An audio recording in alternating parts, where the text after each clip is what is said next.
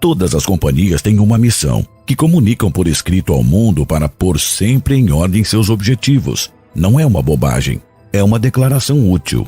A do Google foi a seguinte: nosso objetivo é organizar a informação do mundo e fazê-la universalmente acessível e útil. Cumpriram com isto ao pé da letra. Google superou de longe os maiores buscadores da internet e se posicionou como líder. Frases populares como Google é teu amigo ou o Google tem a resposta, usada como moeda de troca em todo o mundo e não é para menos, este buscador linka quase todas as páginas web. Portais importantes como Wikipédia, Facebook, Twitter e inclusive o YouTube são acessadas majoritariamente através do Google todos os dias e a toda hora. Mas um fluxo de informação tão grande fluindo, não diariamente, senão segundo a segundo através das veias do Google, nasce a responsabilidade de filtrar informação delicada. Não é censura, é simplesmente uma multinacional se precavendo. Por isso, o Google tem a obrigação de reportar às autoridades de seu país, os Estados Unidos, quando aparece conteúdo ilegal. Não é segredo que trabalham em conjunto com as autoridades americanas através de filtros tecnológicos. Quando você coloca certas frases delicadas como, por exemplo, como fabricar uma bomba, Al-Qaeda ou o nome de algum composto especial que sirva para fabricar explosivos ou similares, entra sem saber no radar. Não quer dizer que vão te perseguir, mas vão tomar a liberdade de investigar quais os sites que você navega e investigar quais são suas atividades na internet. Isto não é uma teoria, é um fato. Mas a tecnologia tem um limite, portanto, ainda se requer seres humanos para filtrar informações. E este é o assunto de hoje. No ano de 2012, um ex-funcionário do Google, quebrando um rígido contrato de confiabilidade em que prometeu jamais falar sobre as coisas que viu e que tem vigência mesmo que não seja mais funcionário da companhia, deu uma entrevista a um jornalista em um café. O propósito deste encontro: o homem ia falar sobre um trabalho no Google que é completamente extraoficial, ou seja, que a companhia não admite que existe. Um trabalho que o marcou emocionalmente, um documento que é necessário para receber tratamento psicológico e que, em suas próprias palavras, deixou cicatrizes morais que afetam profundamente sua vida. Esse é o homem que viu as coisas mais horríveis que colocam na internet. Apesar de existir a Deep Web, há pessoas que seguem colocando informação ilegal na internet comum por comodidade. Todos sabemos que a Deep Web, ao estar resguardada por muitos proxies, é extremamente lenta, pesada e pouco prática para movimentar informações de maneira dinâmica. Ainda existem pessoas que se escondem de trás de certas artimanhas para ocultar seu IP e outros tipos de rastros delicados a fim de passarem pelo radar e não serem vistos por ninguém na rede normal. Se protegem com nomes de usuários e senhas complexas. O problema é que, até pouco tempo, estas pessoas não sabiam que, mesmo assim, se o Google quiser, pode ver quais imagens você sobe, por mais que seu site seja privado e acredite que ninguém está vendo. Mas, gostando ou não, tua web pode mostrar sem que você deseje linkar com o Google. E se você passar certas mensagens ou material de um site secreto cuidadosamente protegido ou protegido a outro site igual, o Google pode seguir, vendo o que você está fazendo sem que você saiba. Eles mesmos te advertem nos longos textos de condições que ninguém lê e todos aceitam. E como você está aceitando em utilizar os serviços de um site privado e não público, eles podem fazer suas próprias regras que afetam sua liberdade. E por isso, em algum lugar entre o longo texto, eles te advertem de que, se considerar necessário, vão ver sua informação privada. Se um usuário dá razão para crer que sobe material suspeito, um funcionário vai monitorar o que você está fazendo. Aquele funcionário do Google que aceitou dar uma entrevista era um dos muitos encarregados de monitorar qualquer material delicado e ilegal que entrava no radar do Google. E as coisas que este homem disse são chocantes. O funcionário, cujo nome não foi revelado, afirmou que o Google tem muitos funcionários trabalhando sob condição de segredo para monitorar 24 horas por dia todo o fluxo de informação que é possível.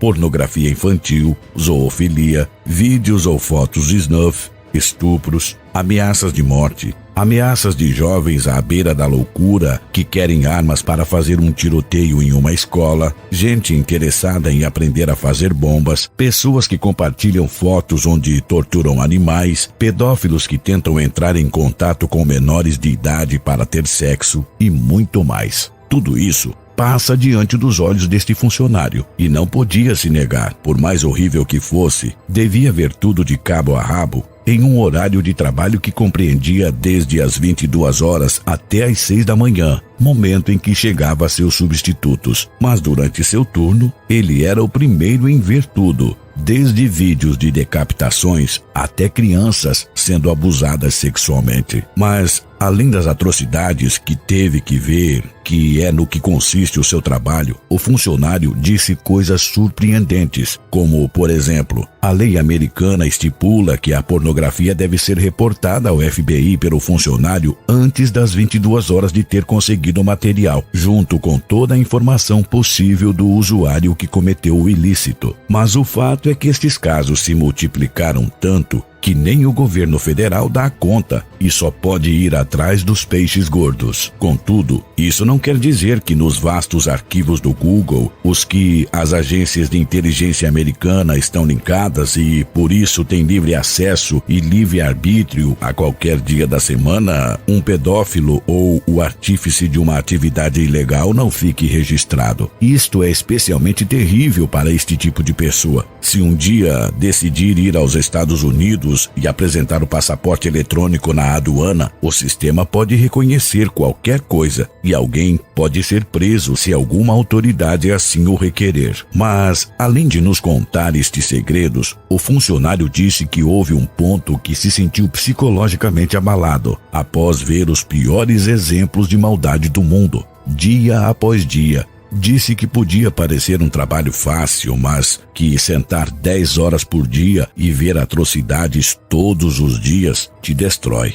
É por isso que o Google tem um contrato especial com o governo dos Estados Unidos em que obrigam estes funcionários especiais a receber tratamento psicológico. E não é só isso, mas também são obrigados a fazer o teste de Rorschach, o qual este homem lamentavelmente reprovou. Após ter feito os testes psicológicos requisitados para entrar e trabalhar com isto e ter passado sem nenhum problema, ter reprovado no teste de Rorschach significa que o maltrato visual a que esteve exposto durante os meses que ocupou este posto de trabalho lhe causara problemas, pelo que seu contrato não foi renovado. Ele explicou que jamais se viu trabalhando por muito tempo em semelhante ofício. Isto o entristeceu grandemente, até que falou com seu chefe. Ele disse que não se preocupasse, que isto era normal. É assustador, mas muitos de seus colegas de trabalho sofreram a mesma sorte antes que ele. Em poucas palavras, era normal que os empregados se vissem afetados psicologicamente. Sem dúvidas, um tema extremamente interessante, mas ao mesmo tempo mórbido, que certamente você não sabia sobre o Google.